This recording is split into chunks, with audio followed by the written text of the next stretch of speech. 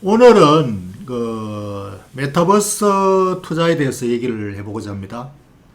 지난 주말에 이 페이스북이 메타라고 이름을 바꾸면서 메타버스에 대한 이슈를 다시 던지고 이것이 전체 기술주를 다시 불붙이는 촉매, 모멘텀이 됐습니다.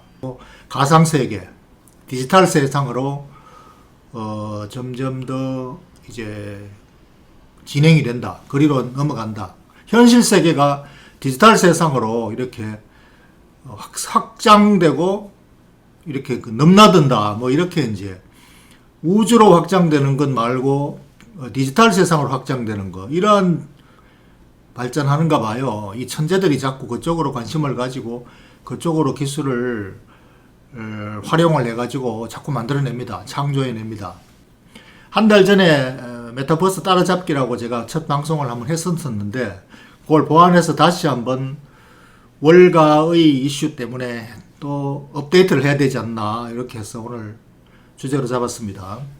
이 페이스북 저커버그가 메타버스에 꽂혔다. 이거 벌써 꽂힌 것은 몇 년 전부터 꽂혔죠. 그래서 그때부터 이쪽으로 목표를 지향하고 있다라고 수시로 뭐 발표를 하고 했었는데 이번에 다시 또 회사 이름을 아예 메타라고 바꾸면서 더더욱 확고하게 꽂힌 것을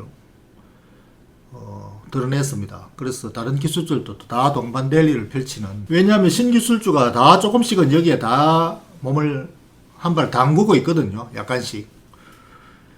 그래서 이게 저커버그가 이제 메타로 다 바꾼다는 게 뭐냐니까 현재 소셜 미디어를 거의 뭐 지배하고 있잖아요. 구글이 하고 있는 페이스북 빼고 뭐 다른 몇몇 개 또 있지만 페이스북이 최대 소셜 미디어 업체 아닌가요? 그리고 또 뭐 왓츠앱, 인스타그램 이것들 다 같이, 이거 말고 또 몇 개 더 가지고 있죠.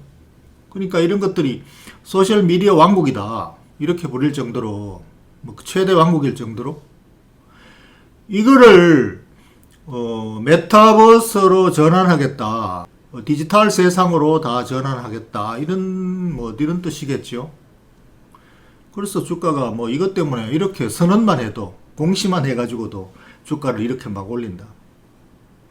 그래서 이제 공시를 하는데 실제로 이제 움직임을 계속 같이 하고 있죠.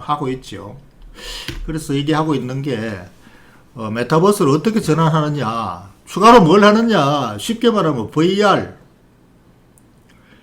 이 버추얼 리얼리티, 이 VR을 입체 화면이라고 뭐 이렇게 우리말로 번역하는, VR을 추가하면은 이걸 가지고 이제 이 안에서 활동을 하도록 만들면은 이게 이제 메타 월드가 된다.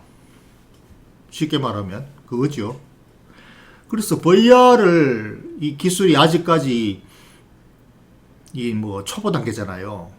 VR 나온 지가 수십 년이 됐지만 아직 거기서 처음에 나왔던 데서 크게 진전을 못 하고 있어요. 입체 화면이, 안경 끼면은 막 입체 화면으로 들어가는데 거기서 더 이상 진척이 별로 없어, 수십 년간. 근데 이게 이제 최근에 전 세계 대표 기업들이 어마어마한 자금을 가지고 투자를 활발하게 하면 이것도 빨리 급속히 이제 진척이 될 수가 있죠. 여기가 자기가 아바타 만들어 가지고, 아바타도 사실 입체 VR이잖아요. 사진을 가지고 뭐 아바타 입체로 만들어 가지고 하는. 이 들어가서 안에서 이제 다른 여러 VR들, 다른 아바타들하고 같이 교류를 하고 활동을 하고 놀이도 하고 뭐 이런 거 한다 이거. 그러니까 소셜 미디어를 본인이 아바타로 만들어 가서 그 입체 세상에 들어가서 디지털에서 훨씬 더 뭐 다양하게 하겠다. 이제 이게 지금 현재 이 페이스북에서 하는 2차 화면이잖아요, 이거는. 그래서 이걸 하기 위해서는 이 VR 이거 들어가서 막 하려면은 이게 안경이죠, 안경. 오큘러스라는 게, 이게 VR, 이게 입체 그냥 단순하게 입체 화면에 들어가서 VR을 체험하는 안경이잖아요. 이게 엄청나게 비싼 가격을 인수했다고 몇 년 전에 뭐 화제가 됐는데, 이것도 이제 이거 들어가는 과정이라고 이거죠. 그러니까 여기에 필요한 여러 가지 그 작은 스타트업 회사들을 마구 사들여 가지고 왕국을 강화하고 이 기술력을 확대하는 거죠. 그 작업을 계속 지금 수년을 하고 있어요. 그런데 이게 말하자면은 지금 게임에서 이미 이 세상을 실현하고 있다. 이게 소셜미디어를 이걸로 간다고 하는데 이미 게임에서는 상당 수준에서 안으로 들어와서 이미 진행하고 있다. 이게 로블록스라는 게임이 원래 상장됐잖아요. 이게 뭐 대박이야, 대박. 이 알고 보니까 메타버스를 구현한 거야, 이 게임이. 그런데 그거보다 더 먼저 마이크로소프트사에서 이미 하고 있는 마인크래프트라는 게임이 지금 세계 최대 MMORP 게임이라면서요. 이 마인크래프트에서 이미 뭘 하고 있었는데 뭘 그래는 이미 여기서는 소셜미디어라고는 아니지만 뭐 MMORP 다중접속회가 우리 한국에도 뭐 다중접속 게임 만드는 회사 많이 있죠. 근데 그러니까 여러 군데서 다수의 수많은 사람들이 같이 동시에 참여해가지고 같이 게임을 하는 거니까 게임 놀이 하는 거니까 이 소셜 미디어 사회적 관계를 하고 있는 거지요. 그러니까 어느 정도 지금 절반 정도는 이미 다 게임에서 다 이미 다 하고 있는 거예요. 그럼 거기 들어가서 뭐 모든 사회 활동하고 경제 활동하고 현실 세계로 나온다. 잠자로 들어가듯이 뭐 그런 식으로 지금 엄청나게 규모가 커지고 영역이 커진다. 그래서 마이크로소프트사에서는 이거 인수해가지고 마인크래프트를 엄청나게 키워가 지금 뭐 대박 수익원이 되고 있는데 이거를 주력으로 하지는 안 하고 자회사로 해서 하고 있는 정도인데 이쪽으로 자기 모든 사업 영향을 여기다가 다 집어넣겠다고 하는 게 이게 지금 페이스북 메타라고 이름 바꾼 이유가 되잖아요. 그러면 이 메타버스를 이미 하고 있는 이 게임 회사 로블록스에서는 우리도 뭐 이 게임에다가 그거 기능 좀 더 포함시켜서 만들면 우리가 먼저 만들 수가 있지. 로블록스가 이 메타 이 회사 페이스북보다 더 먼저 만들 수도 있잖아요. 근데 이 안에 집어넣는 사회망 관계 시스템 이 페이스북 같은 걸 갖다가 이 안에 집어넣기는 좀 어렵겠죠. 그리고 서로 이쪽에서 게임부터 먼저 해서 일로 들어가느냐, 소셜미디어에서 일로 들어가느냐, 서로 다른 방향에서 지금 이미 다 들어가고 있는 거죠. 다만 이 안에 들어가서 마치 현실 세계처럼 완전히 그냥 그 착각을 일으킬 정도로 새로운 세상으로 하는 그거는 상상하는 먼 미래의 얘기고 목표 지향적인 거죠. 그러다 보니까 주가가 뭐 천천부지로 올라서 이거 가격을 뭐 어떻게 매길 수가 없어요. 미래 상상력에 의해서 막 쳐주는 거니까 이걸 가지고 가치 평가 못 하는 거죠. 모멘텀이지 그냥 이상세계로 꿈의 세계로. 그리고 그 안에서 경제활동도 다 한다 이거지. 가상화폐 가상 가상 물건 모든 가상활동을 또 가상화폐를 가지고 주고받고 다 한다 이거지. 그러니까 이 가상화폐도 같이 날아가는 거예요. 이게 뭐 희소가치가 앞으로 거래에 필요한 수요는 엄청나게 늘어나는데 이 생산량은 제한적이다. 이러니까 이 가격이 미래에 얼마나 될지 모른다. 이렇게 같이 가는 거지요. 이게 전부 다가 메타버스, 메타에 대한 겁니다. 그래서 이런 메타버스 투자하기가 이제 궁극적인 목적이죠. 그럼 메타버스 투자를 어떻게 해야 되느냐? 이건 뭐 말할 거 뭐 있어. 메타에 투자하는 거지. 메타버스가 지금 대장으로 앞에 나겠다는 이 메타 주식 사면 되는 거지. 페이스북. 그리고 여기 언급되는 거, 이 게임에 이거 로블록스 사면 되는 거지. 뭐 이거죠. 쉽게 말하면 다 관련된 언급되는 거 가상화 비트코인 사면 되고 전부 다 이런 거지.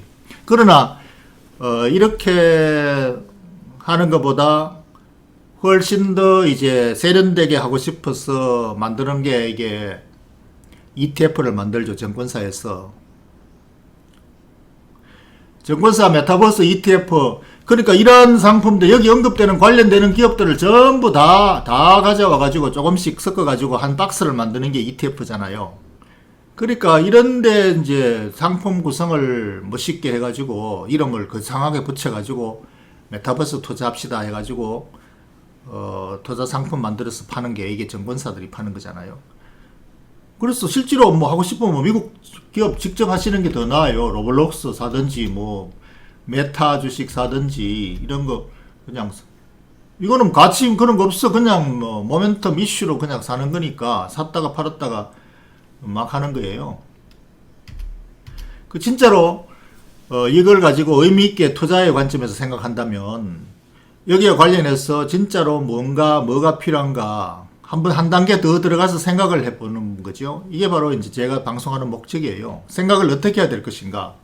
이거를 구현하기 위해서 필요한 거는 바로 반도체입니다. 이러한 상상력을 어마어마하게 해가지고 다 펼쳐지만 이걸 실질적으로 만들어내는 부품이 뭐냐? 반도체예요. 반도체. 반도체 없으면 아무것도 못 만들어. 상상 그림만 밑그림만 그려놓고 칠을 못해. 그래서 여기에 가장 핵심적인 부품이 엔비디아에서 만드는 그래픽 칩하고 인공지능 칩 그리고 또 가상화폐 채굴 칩 이 핵심적인 그 칩을 엔비디아에서 만든단 말이에요. 그러니까 이게 엔비디아도 주가가 천천부지로 뭐 비싸요. 그러니까 이 비싼 걸 갖다가 가격 뭐 이게 싸네 비싸네 할 필요도 없어. 그냥 뭐 사는 거지. 그냥 날아가면은 좋고 안 날아가면은 잘못 산 거고 이런 거죠. 그래서 이게 바로 만약에 산다면 이거 사는 것보다 이 종합 선물 세트 사는 것보다는 비싸더라도 엔비디아를 사야 되는 거죠.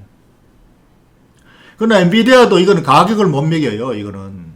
이게 뭐 1000배, 10,000배 주고 사는 건지 아직까지 더 갈 여력이 많아서 10분의 1 가격인지는 가늠을 못해. 그냥 따라가는 거지. 그래서 진짜로 가치를 따져가지고 투자를 하는 그런 관점에서는 가치를 매길 수 있는 반도체가 바로 파운드리 대만세미잖아요. 대만세미. 이 엔비디아에서 설계해가지고 대만세미한테 맡기고 또 어디 맡깁니까? 삼성전자한테 맡기잖아요. 제조는 삼성전자에서 해야 돼. 대만세미에서 제조를 해야 돼요. 여기서 수요를 다 받아가 소화를 못 시니까 삼성전자에서 대대적으로 투자해가지고 이거 지금 받아내잖아요.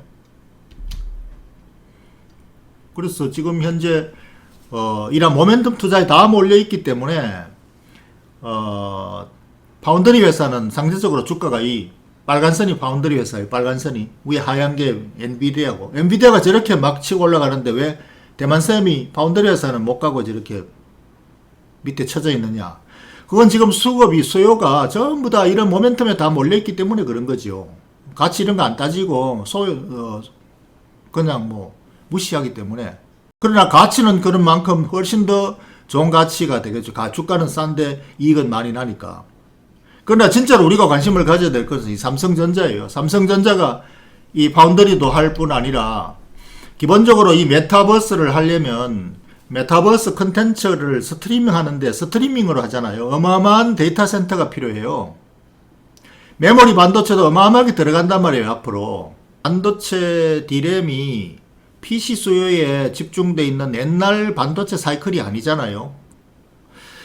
그래서 그런 관점에서 메타버스 투자 종목에 삼성전자가 알고 보니 삼성전자도 메타버스 중에 이걸 다시 이해를 했으면 합니다.